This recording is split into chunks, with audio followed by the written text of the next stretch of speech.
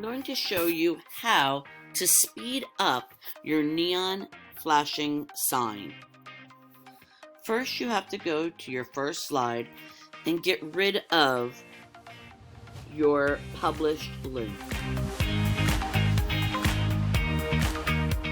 Click on a new slide. Make sure the background is white.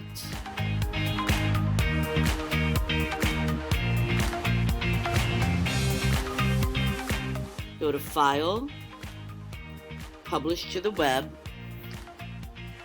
Every second, click on both, copy the link, close,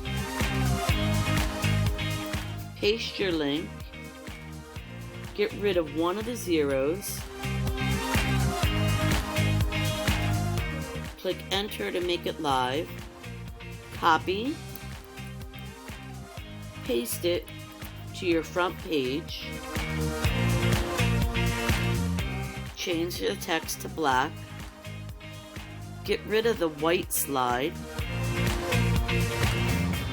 go back to your first slide, click on it, and now it's speeded up.